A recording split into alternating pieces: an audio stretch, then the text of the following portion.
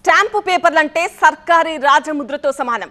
మనసా వాచ నమ్మి పైసలు ఇచ్చి కొనుక్కుంటాం. ఎందుకంటే దాని మీద రాసింది ఏదైనా సరే శిలాశాసనమే. కానీ అవి స్టాంపు పేపర్లు కాదు, ఒట్టి కాగితాలు అని తెలిస్తే గుండె గుబేలు మనదు, కొంప కొల్లేరైపోదు. ఏపీలో నకిలీ స్టాంపు పేపర్ల కుంభకోణం ఒకటి బయటపడింది. ఇది 30 ఏళ్ల నాటి ఫ్లాష్ బ్యాక్ ను గుర్తు చేస్తోంది.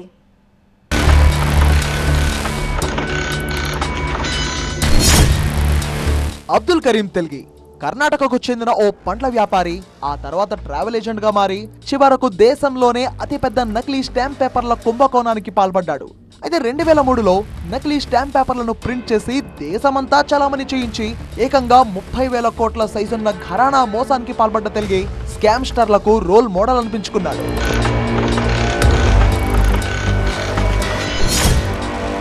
అయితే నాటి కుంభకోణం దెబ్బకి స్టాంప్ పేపర్ల వ్యవస్థనే సమూలంగా మార్చేసింది కేంద్ర ప్రభుత్వం.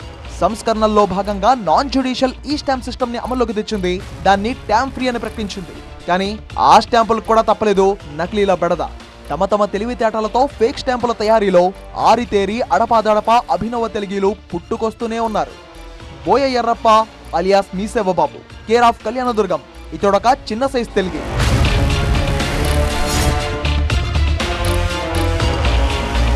స్టాంప్ డ్యూటీ అమౌంట్ ను ట్యాంపరింగ్ చేసి తక్కువ మొత్తం స్టాంపుల్ని ఎక్కువ మొత్తంగా చూపెట్టి కొన్ని కోట్లు కొల్లగొట్టాడు బోయ ఎర్రప్ప.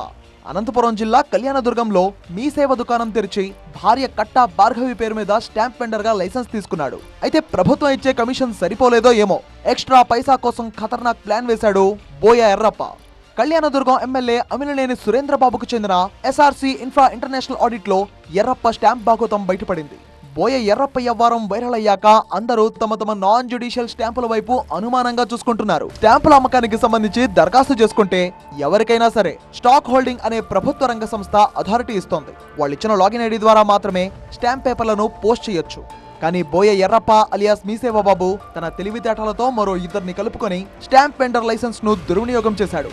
ఈ స్టాంపుల్ని ట్యాంపరింగ్ చేసి ఎస్ఆర్సి ఇన్ఫ్రా డెవలపర్స్ ని మోసం చేసి దాదాపు 70 లక్షల రూపాయలు వసూలు చేశాడు. స్టాంపుల ట్యాంపరింగ్ ఎలా చేశాడో, ఎలా మోసగించాడో చూద్దాం. మొదటగా డీటెయిల్స్ అన్నీ రాసిన తర్వాత ఇక్కడ చూసుకోవచ్చు హైపోథెటికేషన్ అగ్రిమెంట్ అమౌంట్ అని 7,500. ఇది ఒక ఎగ్జాంపుల్ మాత్రమే.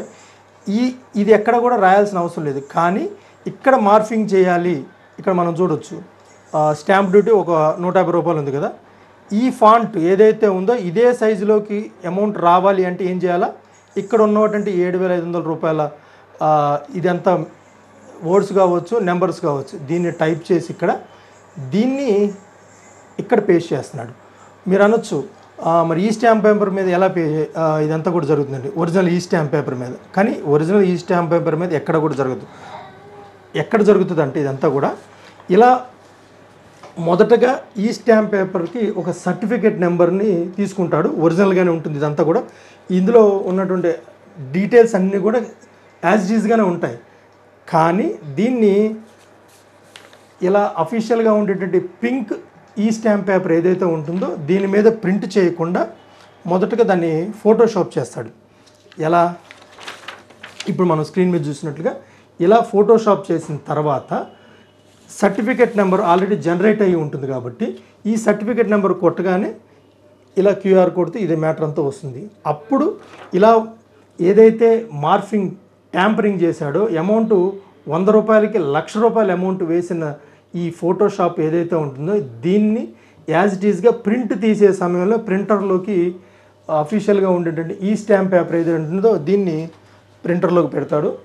ఏదైతే ఫోటోషాప్ చేశాడో దాన్ని ప్రింట్ కొడతాడు. అది ప్రింట్ కొట్టినప్పుడు ఈ మార్ఫింగ్ చేసినటువంటి ఈ ట్యాంపరింగ్ చేసినటువంటి అమౌంట్ ఏదైతే ఉంటుందో 100 రూపాయలది 1,00,000 రూపాయలుగా ఆల్రెడీ మార్చే ఉన్నాడు. కాబట్టి ఇది యాజ్ ఇట్ ఈజ్గా అఫీషియల్గా గవర్నమెంట్ ఆఫ్ ఆంధ్రప్రదేశ్ ఇచ్చేటువంటి ఏదైతే నాన్ జ్యుడిషియల్ ఈ స్టాంప్ పేపర్ ఉంటుందో తాను ఫోటోషాప్ చేసిందంతా కూడా ప్రింట్ అయ్యి వస్తుంది. అయితే రాష్ట్ర వ్యాప్తంగా వేలాది మంది స్టాంప్ వెండర్లు ఉన్నారు. వీళ్లలో మీసేవబాబును మించిన తెలివితేటలు ఉండేవాళ్లు కూడా ఉంటారు. అందుకే తమ దగ్గరున్న స్టాంపులు నిజమైనవా నకిలీవా అనే అనుమానం వేధిస్తోంది అందరికి. ఇదిలా ఉంటే కళ్యాణదుర్గం స్టాంప్ ట్యాంపరింగ్ స్కామ్ ఇప్పుడు పొలిటికల్ టర్న్ తీసుకుంది. స్కామ్ లో బాధిత కంపెనీ తెలుగుదేశం పార్టీకి చెందిన ఎమ్మెల్యేది కావడంతో దీనిపై మరింత లోతుగా చర్చ జరుగుతోంది. ఎమ్మెల్యేనే తన రియల్ ఎస్టేట్ కంపెనీని అడ్డం పెట్టుకుని బోయ ఎర్రప్ప అలియాస్ మీసేవబాబును వాడుకుని నకిలీ స్టాంపుల కుంభకోణానికి పాల్పడ్డాడు అని ఆరోపిస్తోంది వైసీపీ. ఎమ్మెల్యే బాధితుడు కాదు, కుంభకోణంలో సూత్రధారి అంటూ కళ్యాణదుర్గం వైసీపీ సోషల్ మీడియా దున్నుడు మొదలుపెట్టింది. మొత్తం మీద కళ్యాణదుర్గం నకిలీ స్టాంపుల స్కామ్ నాటి తెలుగు మాస్టర్ మైండ్ ని తలపిస్తోంది. రాష్ట్రంలో స్టాంప్ వెండర్లందరినీ అనుమానాస్పదంగా మార్చేసింది ఈ స్కామ్.